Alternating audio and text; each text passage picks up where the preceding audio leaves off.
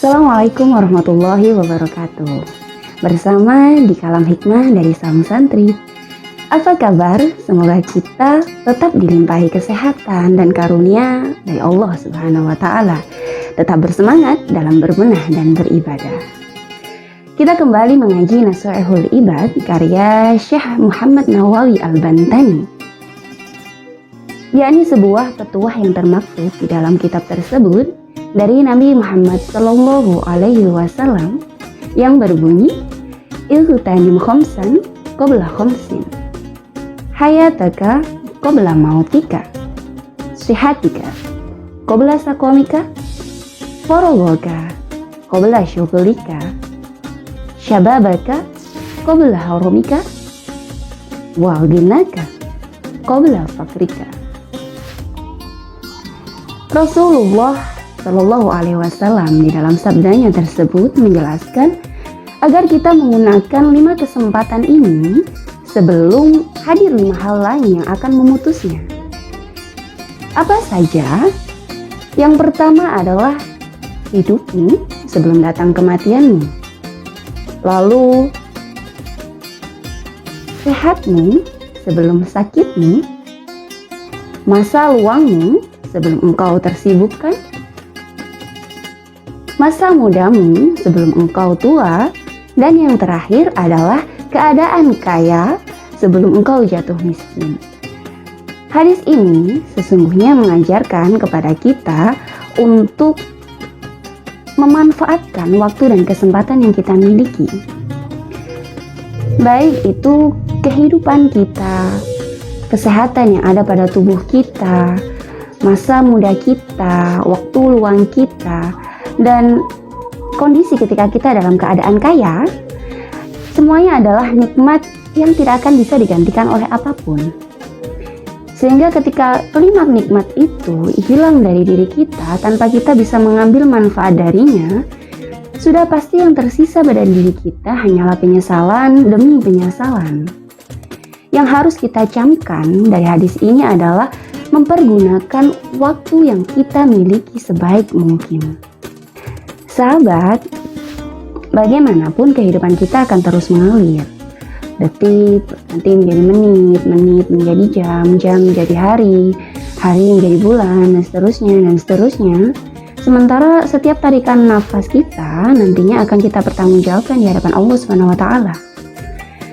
Ibnu Al-Qayyim menuturkan bahwasanya setiap tarikan nafas yang berhembus dan keringat yang mengalir dari diri kita yang keluar di luar ketaatan kepada Allah atau pada sesuatu yang tidak bermanfaat, maka ia akan keluar pada hari kiamat dalam kondisi merugi dan menyesal. Nah, bila kita masih merugi dan menyesal di dunia ini, kita masih bisa memperbaikinya selama kita masih memiliki usia, selama kita masih bernafas. Tetapi bila kita merugi dan menyesal di akhirat, maka kita sudah tidak akan bisa melakukan apa-apa lagi. Pun begitu pula kesehatan yang kita miliki. Kita berada dalam kondisi sempurna dalam artian kita tidak memiliki kecacatan baik secara fisik ataupun mental. Anggota tubuh kita masih lengkap dan indera kita masih bisa berfungsi dengan baik. Lalu apakah dengan kesempurnaan itu kita tidak bisa melakukan ibadah secara sempurna? Yakni ibadah yang sesuai dengan tuntunan syariat.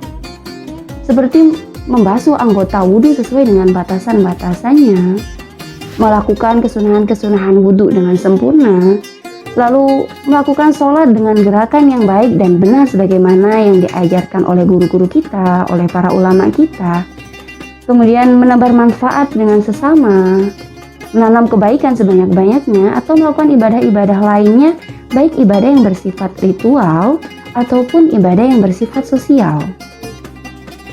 Dan juga nikmat tersebut, nikmat kehidupan dan kesehatan tadi yang kita gunakan untuk beribadah akan lebih sempurna bila seandainya kita memiliki begitu banyak waktu luang untuk melakukannya, memiliki usia yang masih muda, dan juga adanya harta di sisi kita.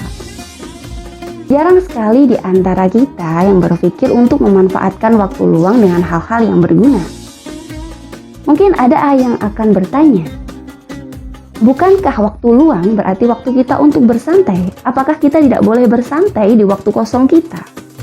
Boleh, tidak ada yang melarang kita untuk bersantai di waktu luang kita. Tetapi apakah bersantai itu berarti kita boleh melakukan tidur seharian atau kita melakukan kesenangan-kesenangan kita seperti menonton film atau bermain game hingga kita lupa melakukan sholat dan membantu orang tua kita? Maka alangkah sangat baik bila seandainya kita memanfaatkan waktu luang yang kita miliki untuk melakukan hal-hal yang bisa memberikan manfaat kepada diri kita. Coba kita berpikir, di manakah kerugiannya jika seandainya kita memanfaatkan waktu luang kita untuk membaca Al-Quran? Kita bisa memperbaiki tajwid dan makhorijul huruf kita. Selain itu, kita juga akan mendapatkan pahala untuk setiap huruf yang kita baca.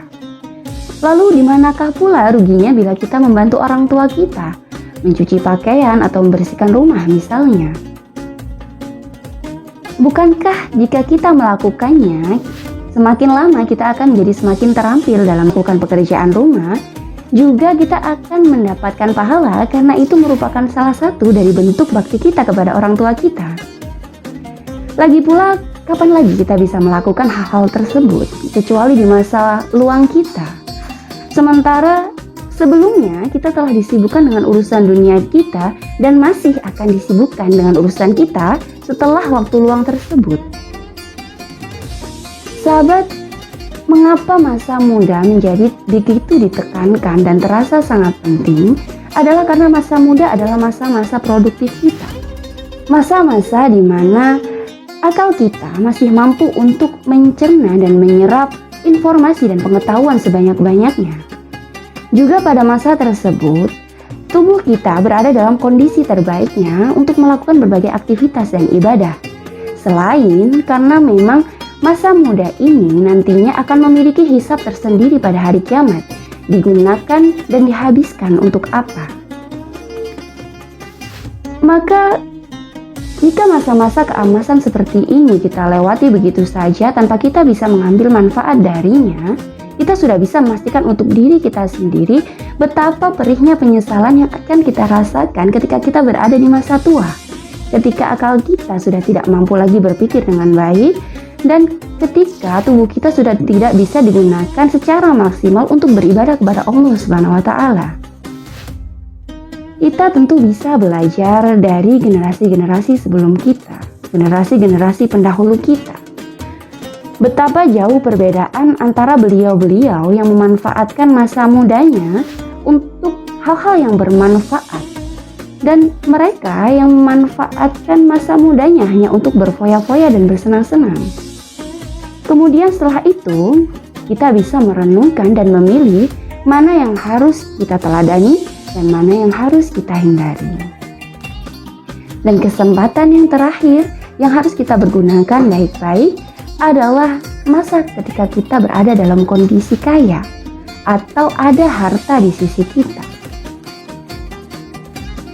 Sahabat, sesungguhnya harta yang ada pada diri kita adalah amanah dari Allah Subhanahu wa Ta'ala yang harus kita tunaikan. Sebagaimana yang Allah perintahkan dalam Quran surat An-Nisa ayat 58 yang berbunyi, A'udzubillahi minasyaitonirrajim, Innallaha ya'murukum an tu'addul amanatu ila ahliha. Shadaqallahul adzim. Di dalam ayat tersebut, Allah memerintahkan kepada kita untuk menyampaikan amanat kepada yang berhak menerimanya. Di dalam harta yang kita miliki, ada hak-hak saudara-saudara kita. Sehingga kita tidak bisa serta-merta mengklaim harta yang kita miliki adalah milik kita seluruhnya. Selain itu, apa yang benar-benar milik kita sesungguhnya hanyalah apa yang kita sedekahkan, apa yang kita belanjakan di jalan Allah Subhanahu wa Ta'ala. Dan lagi, kita tidak tentu harus mengartikan kaya sebagai dengan harta yang melimpah. Kita juga bisa mengartikannya dengan kondisi yang lapang, dalam artian semua kebutuhan kita telah tercukupi dan masih ada sisa lebih. Maka sisa lebih inilah yang hendaknya kita bagikan kepada saudara kita yang membutuhkan, baik tetangga, kerabat, atau yang lainnya. Sehingga Dengan begitu, tidak akan terjadi kesenjangan yang terlalu jauh antara kita dengan saudara-saudara kita. Jangan sampai kita menunggu sampai kita tidak bisa lagi berbagi dan membelanjakan harta kita di jalan Allah Subhanahu wa Ta'ala. Karena harta kita nanti juga akan dipertanyakan pada hari kiamat, berasal dari mana dan kita gunakan untuk apa.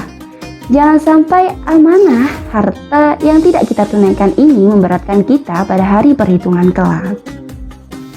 Dan akhir kata, selalu ingat untuk mempergunakan 5 kesempatan ini sebelum datang 5 yang akan menghentikannya. Hidupmu sebelum matimu, sehatmu sebelum sakitmu,